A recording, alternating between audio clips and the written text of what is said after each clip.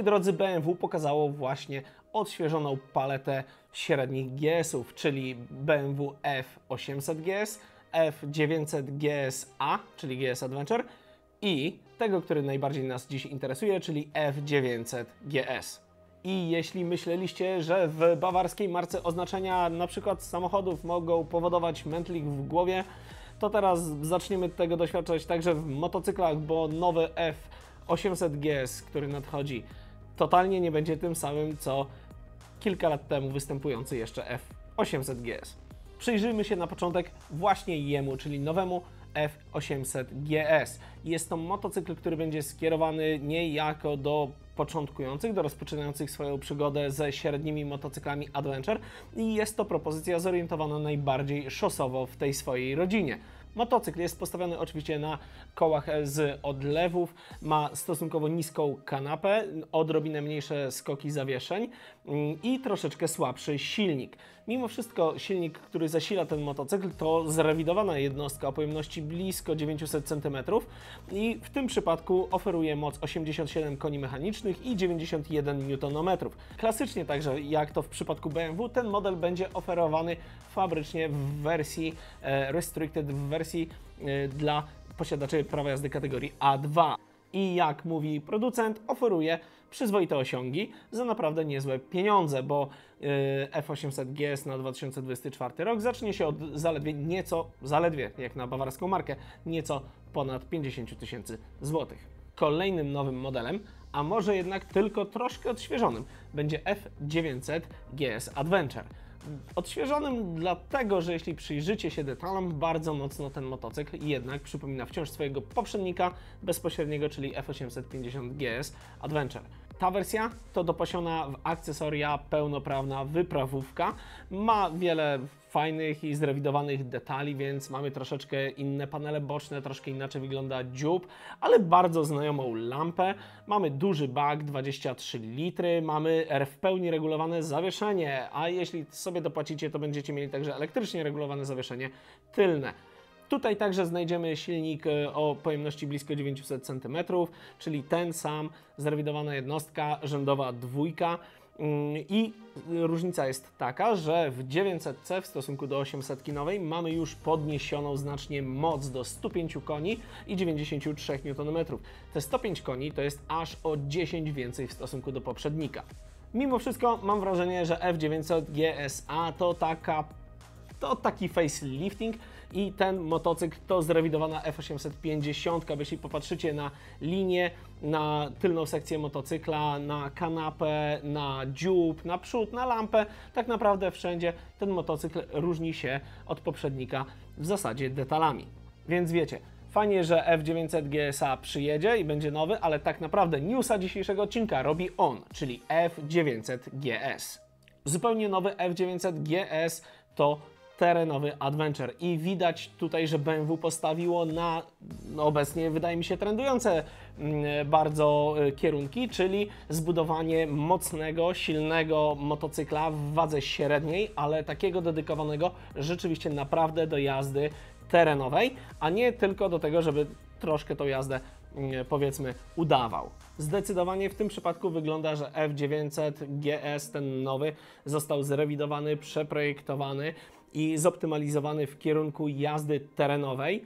Jest oprócz tego odchudzony, ma kompletnie nowy design i wystaje z tej rodziny GS-ów średnich, których znaliśmy do tej pory. I zdecydowanie to wszystko już na pierwszy rzut oka pokazuje, że to w kierunku właśnie jazdy w OFF-ie.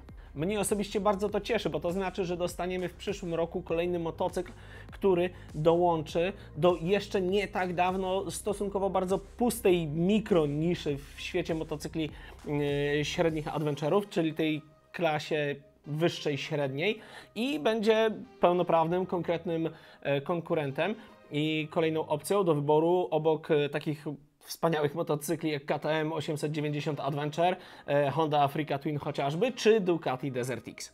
Przyjrzyjmy się temu, co na ten moment wiemy o nadchodzącym F900.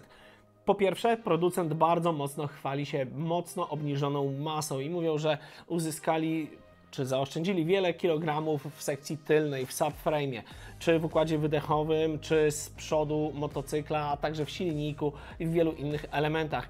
BMW mówi, że jest ponad 14 kg lżej od poprzednika, natomiast troszeczkę inaczej to wygląda, jeśli spojrzymy sobie na dane techniczne i okazuje się, że F850 ważył 229 kg, natomiast nadchodzący F900 będzie ważył 219, gotowy do jazdy. Wynik tyle zacny, co nie do końca ja tam widzę 14 kg różnicy. Gdzie ugryziono to wszystko? Oczywiście w układzie wydechowym. Mamy tutaj dedykowany układ od Akrapowicza. Zrezygnowano także ze stalowego baku na rzecz plastikowego o pojemności zaledwie 14,5 litra, więc będziecie mieli powody do narzekania, jeśli chodzi o zasięg prawdopodobnie. Oprócz tego spójrzcie na tylną sekcję tego motocykla. Bardzo lekki subframe, minimalistyczny, bardzo taki spartański, nie ma tam praktycznie niczego niepotrzebnego, jakichś dodatkowych boczków, plastików, detali. Wygląda na element tego motocykla zdecydowanie bardzo mocno taki offroadowy, czyli mamy tego mało, lekko, nie ma się co uszkodzić. Kolejne detale skierowane zdecydowanie do miłośników offroadu to takie rzeczy jak chociażby regulowane w wielu płaszczyznach, ale też od razu przygotowane pod pozycję do jazdy na stojąco do jazdy terenowej, choćby dźwignię hamulca tylnego czy zmiany biegów. Do tego płyta pod silnik i wiele innych detali na całym motocyklu. Moją uwagę zwrócił zdecydowanie design przodu i to, jak smukłą sylwetkę ma ten nowy motocykl od BMW. A smukły motocykl to jest dokładnie to, czego oczekujemy w czasie jazdy w terenie. Do tego mamy niską, bardzo specyficzną taką offroadową owiewkę, w pełni regulowane zawieszenia. W opcji, oczywiście jak to w BMW, mamy milion rzeczy, ale w tym także opcjonalne niskie i wysokie kanapy, zarówno w standardzie, jak i w pakietach offroadowych. I to wszystko sprawia, że pakiet wygląda naprawdę ciekawie i interesująco. No i właśnie wygląd.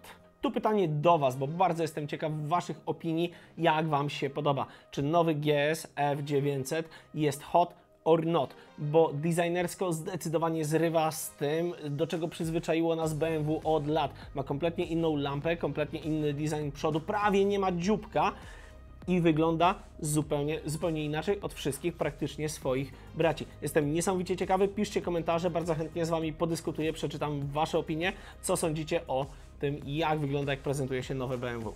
Szczerze powiedziawszy, ja nie mogę się doczekać, kiedy GS się pojawi.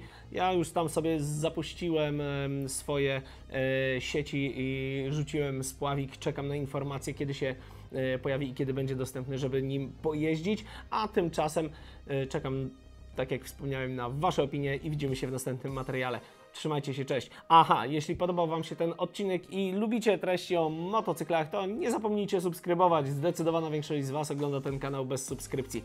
Do następnego.